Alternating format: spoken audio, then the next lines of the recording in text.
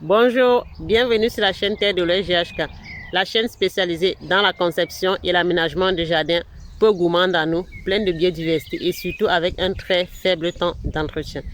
Si vous avez des problématiques en ce qui concerne l'aménagement de votre jardin, vous pouvez nous solliciter, nous vous ferons un plaisir de vous accompagner. Dans la vidéo d'aujourd'hui, comme vous voyez derrière moi, j'ai fait une plantation sur bâche. Je vais vous expliquer plus en détail comment est-ce que j'ai fait pour faire cette plantation. Restez bien sûr jusqu'à la fin, car à la fin, comme vous le savez, il y a toujours des astuces bonus. Pour ceux qui ne sont pas encore abonnés, pensez à vous abonner et activer la cloche de notification. C'est parti. Avant de mettre la bâche tissée, on a d'abord fait un travail du sol en mettant une bâche noire. Vous allez voir dans les vidéos précédentes comment est-ce qu'il faut travailler le sol en mettant une bâche noire. On met dans la bâche noire et quelques temps après, suivant le temps qu'il fait, toute la vie du sol se charge de faire tout le travail du sol à notre place. Et après maintenant, j'ai mis la bâche noire. Ça permet de gagner vraiment du temps. La bâche tissée va permettre de laisser passer de l'eau tout en empêchant la repousse de mauvaises herbes. Ici, comme vous allez le voir, j'ai fait la plantation de maïs. Comme vous pouvez voir dans le trou de plantation, j'ai décidé de faire un gain de place en mettant dans le même trou de plantation le plant de maïs que vous voyez ici et un plant de haricots verts. L'avantage de faire ceci, le plant de maïs va pousser en hauteur. Le haricot vert, c'est un haricot vert qui est nain. Il ne va pas pousser très haut. Et l'avantage du haricot vert, c'est qu'il va fixer de l'azote qui va être bénéfique pour le maïs. Et là, c'est aussi un gain de place. Donc là, vous avez plusieurs plants de maïs et de haricots verts. Et ici, j'ai du maïs avec du petit pois. Et quand je vais plus loin, ici, j'ai décidé de planter du maïs avec des courges. Il y a 2 ans à peu près, j'avais planté dans le même trou de plantation le maïs, haricots verts et courges.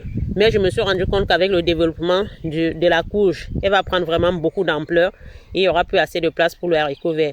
Mais en mélangeant le maïs, le plant de maïs et le plant de courge, il n'y aura vraiment pas de difficulté. Et tout à côté, j'ai mis des plants de betterave qui sont beaucoup plus serrés. Là aussi, il y aura plus de travail. Comme on a vu dans les vidéos précédentes, j'ai fait l'incision dans la bâche avec un couteau et avec mon plantoir, je vais venir retirer de la terre, bien retirer de la terre assez pour pouvoir mettre mon plant et pouvoir le tasser tout autour. Là, les plants, ils sont encore petits, mais ils sont assez grands pour pouvoir se développer vraiment tout seul. Pour éviter d'arroser, moi, je n'ai pas arrosé du tout. Donc, on peut se caler sur la météo. Avant-hier, il a plu. Donc, j'ai fait des plantations hier. Et cette nuit, il a plu.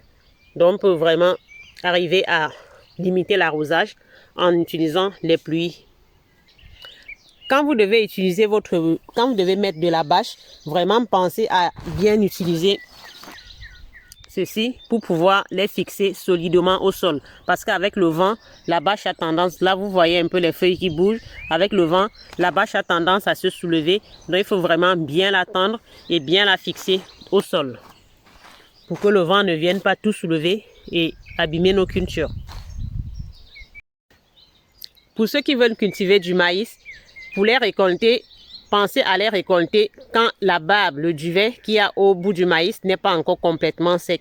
C'est vrai que beaucoup de personnes n'ont pas encore eu cette habitude-là de cultiver du maïs. Mais quand vous le cultivez, pour le récolter de manière à pouvoir le consommer frais, quand la barbe commence tout juste à sécher, vous ouvrez et vous regardez à l'intérieur si le grain il est bien formé et qu'il est encore laiteux. Si vous laissez et que cette barbe est complètement sèche, elle va être beaucoup trop dure. Et vous utiliserez les graines juste pour l'année prochaine. Dites-moi en commentaire si vous utilisez des bâches, quelles sont vos techniques de plantation. Est-ce que vous utilisez des bâches? Est-ce que vous faites plutôt du paillage?